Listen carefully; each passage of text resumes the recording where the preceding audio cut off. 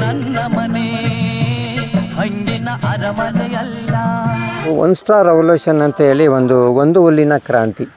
ಆ ಒಂದು ಹುಲ್ಲಿನ ಕ್ರಾಂತಿನಲ್ಲಿ ಮನಸೊಬ್ಬ ಫುಕವುಕ ಅಂತೇಳಿ ಜಪಾನ್ ವಿಜ್ಞಾನಿ ಒಬ್ಬ ಈ ಕಲ್ಲು ಬಂಡೆಗಳಿರ್ತಕ್ಕಂಥ ಭೂಮಿನ ಆಯ್ಕೊಂಡು ಅಲ್ಲಿ ಯಾವ ಥರ ಬೆಳೆ ಬೆಳೆಯೋದನ್ನ ಅಂತ ಹೇಳಿ ಅವನು ಪ್ರಯೋಗ ಮಾಡ್ತಾನೆ. ತರಕಾರಿ ಅಂತ ಹೇಳಿದೆ, ತರಕಾರಿ ನಾವು ಅಷ್ಟೇ ಬಳಕೆ ಮಾಡಿದಾಗ ನಾವು ಉದಾಹರಣೆಗೆ ಈಗ ನಾವು ಕ್ಯಾರೆಟು ಬೆಳೆದಾಗ 1 ತಿಂಗಳು ನಾವು ಫ್ರಿಡ್ಜಿಲ್ದಲ್ಲೇ ಇಟ್ಕೊಂಡು ತಿಂದಿರೋದು ಒಂದು ಉದಾಹರಣೆಗಳು ಇದ್ದಾವೆ.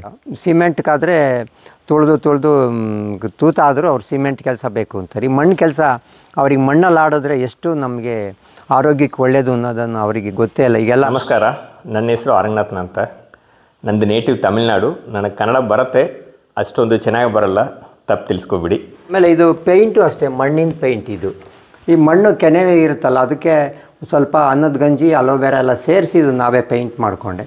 ಇದು ಆಯಿತು. ಆಮೇಲೆ ಕಾಟು ಎಲ್ಲ ನಮಗೆ ಇದು ಒಂದು ಗಣಪತಿ ಮಣ್ಣಲ್ಲೇ ಮಾಡಿರ್ತಕ್ಕಂಥ ಮಣ್ಣು ಮತ್ತು ಒಂದು ಸ್ವಲ್ಪ ಸಿಮೆಂಟಿನ ಕೆನೆ ತೊಗೊಂಡು, ಯಾವುದೇ ಹೊರಗಡೆಯಿಂದ ಬರೋದು ಗ್ಲಾಸು ಫೋಟೋ ಬೇಡ ಅಂಥೇಳಿ ಇದೊಂದು ಗಣಪತಿ. ಪ್ರಾರಂಭದಲ್ಲಿ ಒಂದು ಗಣಪತಿನೂ ಮಾಡಿದೆ. ಏನು ಕಣ ಮನೆ ನಮ್ಮದು ವ್ಯವಸ್ಥೆ ಯಾವ ಥರ ಇರುತ್ತೆ, ಈ ಮಕ್ಕಳಿಗೆ ಕಣ ಅಂದ್ರೇನು ಅಂತ ಗೊತ್ತಿಲ್ಲ, ರಾಗಿ ಬೆಳೆಯೋದು ಯಾವ ಥರ ಅಂತ ಗೊತ್ತಿಲ್ಲ, ಭತ್ತ ಯಾವ ಥರ ಬೆಳೆಯುತ್ತೆ ಅಂತ ಗೊತ್ತಿಲ್ಲ.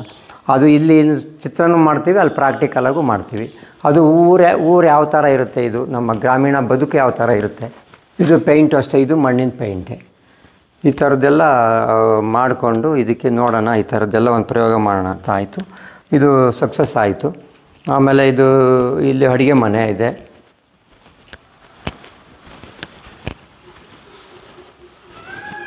ಇಲ್ಲಿ ಬರ್ತಕ್ಕಂಥವ್ರು ಕೆಲವರು ಆಚೆ ಮಡಿಕೆ ಇಟ್ಟಿರ್ತೀವಿ, ಮಡಿಕೆಲೂ ಮಾಡ್ಕೊತಾರೆ. ಮತ್ತು ಎಮರ್ಜೆನ್ಸಿ ಗ್ಯಾಸು ಇಟ್ಟಿರ್ತೀವಿ. ಮತ್ತು ನೆಕ್ಸ್ಟು ಗೋಬರ್ ಗ್ಯಾಸ್ ಬೇಕು.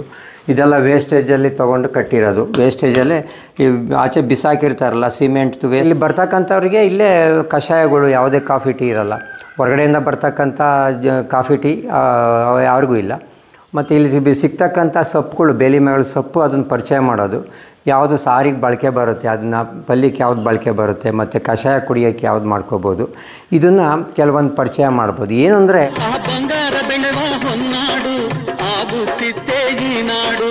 ಒಂದು ಮಾವು, ತೆಂಗು, ಅಡಿಕೆ ಇಷ್ಟನ್ನು ಮೇಜರಾಗಿ ತೊಗೊಂಡಿದ್ದೀವಿ. ಅದರಲ್ಲಿ 5 ಲೇಯರ್ ಮಾಡಲ್ ತೊಗೊಂಡಿದ್ದೀವಿ.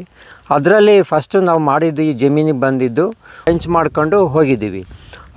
ಈ ಥರ ಮಾವು ಪ್ರಾರಂಭದಲ್ಲೇ ನಾನು ಹೇಳ್ದಂಗೆ ಟ್ರೆಂಚ್ ಕೊಟ್ಟಾದಮೇಲೆ ನಮಗೆ ಶುರು ಮಾಡಿದ್ವಿ ನಾವು. ಅದರಲ್ಲೇ ಟ್ರೆಂಚ್ ಪಕ್ಕನೇ ಒಂದು ಗುಂಡಿನ ಆವಾಗಲೇ ತೆಗೆಸ್ಕೊಂಡು ಡಿಕ್ಕಿಂಗ್ ಮಾಡಿ, ಟ್ರೆಂಚ್ ತೆಗಿಬೇಕಾದ್ರೆ ಡಿಕ್ಕಿಂಗ್ ಮಾಡಿ ಬಿಡಿಸಿದ್ವಿ. ಅದು ಮಾಡಿದಾದ್ಮೇಲೆ ಒಂದು ಸತಿ ಮಳೆ ಬಂದಾಗ ಏನಾಯಿತು, ಇವರಿಗೆ ಇದ್ದೀವಿ ಇಷ್ಟು ಹೇಳೋದಕ್ಕೆ ಇದು ವ್ಯವಸ್ಥೆ ಒಂದು. ಇದು ಎಲ್ಲರೂ ಈ ಥರ ಒಂದು ವ್ಯವಸ್ಥೆ ಮಾಡ್ಕೊಂಡ್ರೆ ನೀರನ್ನು ಉಳಿಸ್ಬೋದು. ಮತ್ತು ಸಾರಜನಕ ಸ್ಥಿರೀಕರ್ತಕ್ಕಂಥ ಗಿಡಗಳು ಹಾಕ್ಕೊಂಡ್ರೆ ಸಾರಜನಕ ಉಳಿಸ್ಕೋಬೋದು. ಮತ್ತು ಏಕದಳ, ರಂಜಕ, ಪೊಟ್ಯಾಶು, ಈ ಥರ ಹುಚ್ಚೆಳ್ಳು, ಈ ಥರದ್ದೆಲ್ಲ ನಾವು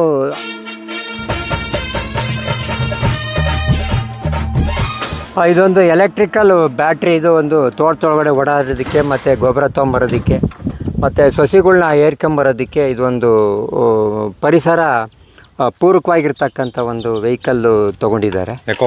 ಎಕೋ ಫ್ರೆಂಡ್ಲಿ ಇದು ಅಂದರೆ. ಎಲ್ಲರಿಗೂ ನಮಸ್ಕಾರ. ನನ್ನ ಹೆಸರು ರಾಧಾರಾಣಿ, ನಮ್ಮ ಮನೆಯವ್ರ ಹೆಸರು ಗಿರೀಶ್ ಬಾಬು. ನಾವು ಈ ತೋಟಕ್ಕೆ ಬಂದು 6 ಮಂತ್ಸ್ ಆಯಿತು. ನಾವು ಮಹೇಶ್ ಅಣ್ಣ ಅವ್ರಿಗೆ ಪರಿಚಯ ಆಗಿ ಅವ್ರ ಪರವಾಗಿ ನಾವು ಈ ತೋಟನ ಮಾಡ್ತಾಯಿದ್ವಿ. ಅವರು ಹೇಳಿದ್ದು ಚಾನಲ್ಗೂ ಒಳ್ಳೆಯದಾಗಲಿ. Thank you.